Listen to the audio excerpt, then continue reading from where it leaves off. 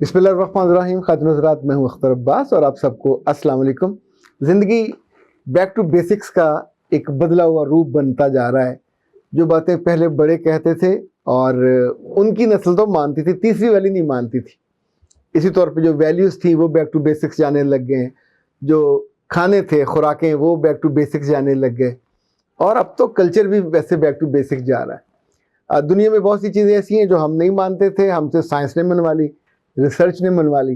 جو ہی سردیاں آتی ہیں تو کھانے بدل جاتے ہیں، ٹیسٹ بدل جاتے ہیں، ذائقے بدل جاتے ہیں، پھل بدل جاتے ہیں. ان دنوں جب بھی آپ کہیں باہر نکلیں آپ کو جگہ جگہ بھٹے جو ہیں بھنے ہوئے وہ ملتے ہیں. ایسے مختلف دانے اور بھٹے، ان کے دانے یوں سمجھیں، اور مکئی کے دانے بھنے ہوئے ملتے ہیں. تقریباً ہر سڑک پہ آپ کو بھنی ہوئی سویٹ پوٹیٹو مل جاتی ہے. اب آپ پوچھیں گے یہ سویٹ پوٹیٹو کیا چیز ہے؟ تو سویٹ پوٹیٹو وہ مزیدار چیز ہے جو بھنی ہوئی ہو تو یوں سمجھے اس قدر لذیذ ہوتی ہے. اس پہ مسالہ ڈالا جاتا ہے، اس پہ چٹنی ڈالی جاتی ہے، اس پہ لیمو ڈالا جاتا ہے، یا یہ جو کچے ہوتے ہیں کھٹیاں وہ ڈالی جاتی ہیں. پھر ٹوتھ پک کی مدد سے اس کو کھایا جاتا ہے. اردو میں اس کو شکرکندی کہا جاتا ہے. جب ہم چھوٹے ہوتے تھے تو ہم نے شکرکندی کو بڑی سی جو ہوتی تھی نا جی ہانڈی، تو اس میں وہ بوائل کی جاتی تھی اور اتنی نرم ہو جاتی تو میٹھی بڑی ہو جاتی تھی، تب کھائی جاتی تھی. یا کبھی گاؤں جاتے تھے تو کوئلوں پہ اس کو باقاعدہ بھونا جاتا تھا. اب یہ لوگ جو بازار میں بیچتے ہیں ریڑیوں پہ اور کبھی کبھی چنگچی پہ، یہ بھی ظاہر ریت میں اس کو بھونتے ہیں اور پھر لا کے اس کو بیچتے ہیں چھیل چھیل کے. تو اگر فرض کریں 60 روپے کی کلو ہو تو اس وقت 60 روپے کی وہ ایک دانہ ہی دیتے ہیں، چھوٹا سا. محنت ہے ان کی، لیکن یہ بھی سردیوں کا پھل ہے. اسی طور پہ سردیوں میں ایک پھل اور نظر آتا ہے جو گرمیوں میں کبھی ہم نے دیکھا بھی نہیں ہوتا، اور اس کو واٹر چیسٹنٹ کہتے ہیں. آپ سوچیں گے یہ کیا چیز ہے؟ یہ شکل سے کالا بھجنگ ہوتا ہے، اندر سے گورا چٹا، جیسے کسی کالے آدمی کے دانت گورے ہوں. پنجاب میں تو عام طور پہ کبھی کسی کو چھیڑنا ہو تو اس کو بھی آواز لگاتے ہو سنگاڑے، تو یا پھر یہ بھی کہتے ہیں تم کیا سنگھاڑے کی طرف بہیو کر رہے ہو. یعنی سنگھاڑا اوپر سے بالکل کچھ اور ہوتا ہے، اندر سے بالکل مختلف ہوتا ہے. اور گہرے رنگوں کے اندر کتنی خوبصورتی اور کتنی ذائقہ ہو سکتا ہے، یہ سنگھاڑے کا ایک یوں سمجھیں بائی پروڈکٹ ہے. سنگھاڑا زمین میں پیدا ہوتا ہے لیکن مٹی میں نہیں، یہ پانی میں پیدا ہوتا ہے. بعض لوگوں کا خیال تھا کہ یہ گندے پانی میں پیدا ہوتا ہے، لیکن اب بڑے شہروں کے آس پاس گندے پانیوں میں سبزیاں نہیں لگائی جاتی. یہ سنگھاڑے کو اب لوگ باقاعدہ کاشت کرتے ہیں، بڑے لمبے کھیتوں میں پانی میں اس پہ چھوڑا جاتا ہے اور پانی میں پھر اس کے بیج ڈالے جاتے ہیں. سنگھاڑا صرف پاکستان میں نہیں ہوتا، دنیا بھر کے بہت سے ملکوں میں ہوتا ہے، اور اسی لیے اس کو واٹر چیسٹنٹ کہتے ہیں. اس کے اتنے سارے فائدے ہیں کہ اگر آپ جاننا چاہو اور آپ تھوڑا سا اس کے بارے میں ریسرچ کریں تو آپ کو بھی حیرت ہوگی. یہ کچا بھی کھایا جاتا ہے، اس کا مزہ تھوڑا مختلف ہوتا ہے، اور بوائل کر کے بھی کھایا جاتا ہے. اور اس میں یہ کہ دیگچی تو آپ کی خراب ہوگی لیکن ذائقہ بڑا آتا ہے. بازار میں اس کو سائڈوں سے وہ کاٹ کے اندر سے وائٹ سا نکال کے دیتے ہیں. یہ اگر آپ کا ٹیسٹ اچھا ہو اور صاحب ذوق ہوں تو سردیوں میں جو پرانی خواتین تھی وہ بہت سارے سنگھاڑے لے کے ان کا آٹا بنواتی تھی، اور آٹے کے ساتھ کئی ساری چیزیں بنتی تھی جو بہت لذیذ ہوتی ہیں. سب سے اہم یہ کہ اگر آپ کے جسم میں کسی جگہ سوجن ہو اور تکلیف ہو تو سنگھاڑے کا آٹا لگانے سے وہ ٹھیک ہو جاتی ہے. اسی طور پہ جو خاتون پریگننٹ ہو ان کے لیے سنگھاڑا اور سنگھاڑے کا آٹا بہت اچھا ہوتا ہے. جن لوگوں کو شوگر ہے، شوگر کے پیشنٹس کے لیے یہ بہت اچھا ہے. جن لوگوں کو مردانہ طاقت کی کمی ہو ان کے لیے بھی بہت اچھا ہے. ایون سنگھاڑے کی جو ریسیپیز آپ یہ تو جانتے ہیں کہ سنگھاڑا یعنی یہ منفرد پودا ہے جو جڑوں میں لگتا ہے، اور یہ اس کی جو بیل ہے وہ کافی لمبی ہوتی ہے. اور سنگھاڑا جو کاربوہائیڈریٹ سے بھرا ہوا ہے، اس کے اندر اس کے اندر ویسے تو پوٹاشیم بھی بہت ساری ہے. یعنی جو چیزیں وٹامن بی، پوٹاشیم، کاربوہائیڈریٹ اور کاپر بھی کافی مقدار میں اس کے اندر پایا جاتا ہے. جو پکا ہوا سنگھاڑا ہے یہ خستہ حال بحال نڈھال ہوتا ہے، اور یوں سمجھیں کہ اگر ابلا ہوا ہو تو اور بھی کافی مزیدار ہو جاتا ہے. بعض ملکوں میں تو سنگھاڑے کو سلاد کے طور پہ استعمال کیا جاتا ہے. اس کے اندر پوٹاشیم، کیلشیم، ایون جو زنک ہے وہ، فولاد، آئرن، اس کے بھی کنٹینٹس کافی زیادہ پائے جاتے ہیں. اگر بہت زیادہ کھائیں آپ تو پھر یہ گردوں کو اثر انداز اس پہ ہوتا ہے، نقصان پہنچا سکتا ہے، یعنی پتھری بھی بن سکتی ہے. ہر چیز کی ایک مقدار ہی اچھی لگتی ہے. یعنی آپ کو ایک وقت میں 2 مٹھیاں بھر کے کھا لیں تو وہ آپ کو نقصان نہیں پہنچائیں گے. سنگھاڑے کے سفوف سے اگر اس کو پانی میں ملا کے استعمال کیا جائے تو یہ کھانسی کے لیے بہت اچھا ہے، کھانسی کو روک دیتا ہے. اور پانی کے ساتھ ملا کے پینے سے قبض دور ہو جاتی ہے. اسی طور پہ آپ کو حیرت ہوگی کہ اللہ نے اس کے اندر اتنی ڈفرینٹ ورائٹی رکھی تاثیر کی کہ یہ معدے کے زخموں کو اور انتڑیوں کے زخموں کو بھی یہ ٹھیک کرتا ہے. یعنی ہے تو چھوٹا سا وائٹ کلر کا، لیکن اللہ نے اس کے اندر بعض درختوں کے پتوں میں بڑی جان رکھی ہے. بعض جو اس طرح کے پھل ہیں یعنی ان کے اندر اللہ نے اتنی ساری ورائٹی رکھی ہے.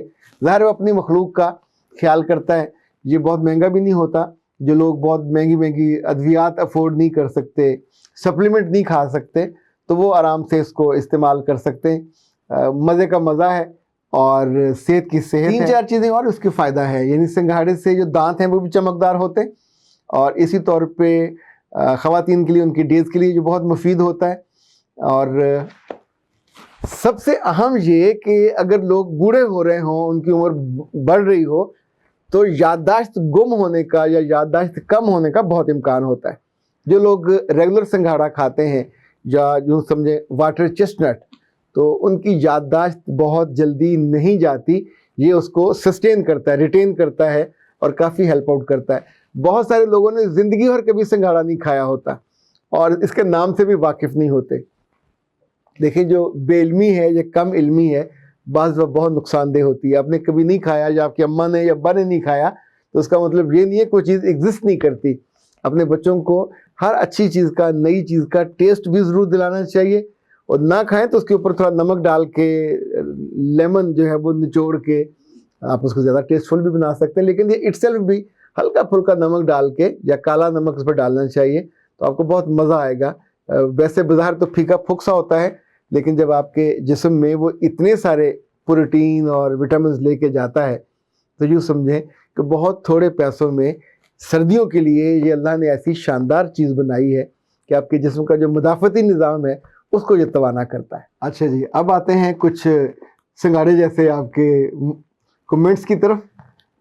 اور یہ ہیں جی وجاہت عالم صاحب، وہ کہتے ہیں کہ آپ نے ہمیں سونے میں تولنے جیسی نصیحت کی ہے اور مفت میں دی ہے. اللہ آپ کو اس نصیحت کے بدلے جنت میں جگہ دے.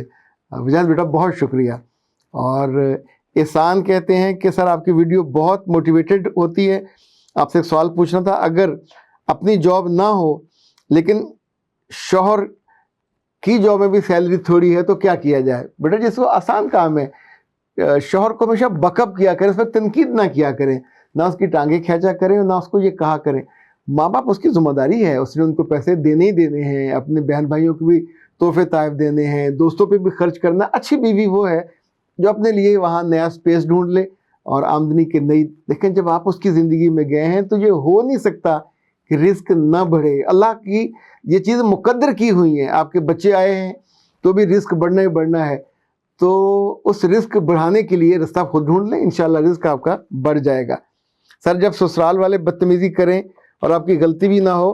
یہ چندہ مہر، اچھا چندہ مہر بہت اچھے سوال کرتی ہیں. یہ دوسرا تیسرا سوال میں نے ان کا دیکھا ہے کہ بہت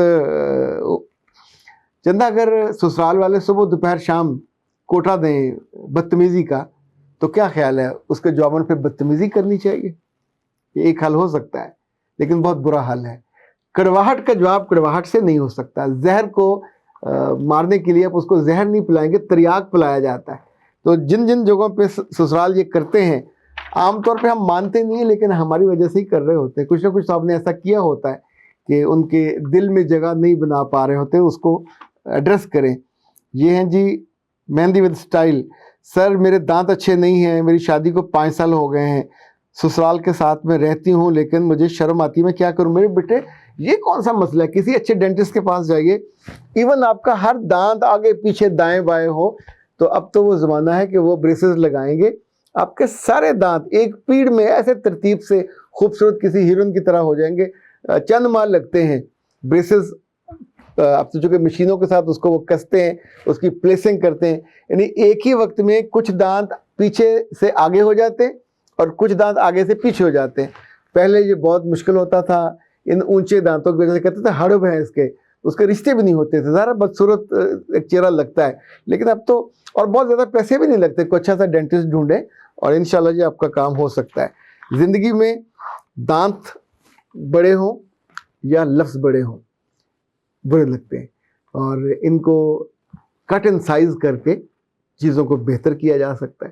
جو چیزیں ہمیں دوسروں کی بعض وقت چبھتی ہیں اور دوسروں پہ ہمیں غصہ آتا ہے، دوسروں کی شخصیت میں ہمیں سنگارے جیسی کیفیت نظر آتی ہے، اوپر سے کچھ ہے اندر سے کچھ ہے، تو ہم خود بھی تو کبھی کبھی کہیں نہ کہیں ویسا ہوتے ہیں.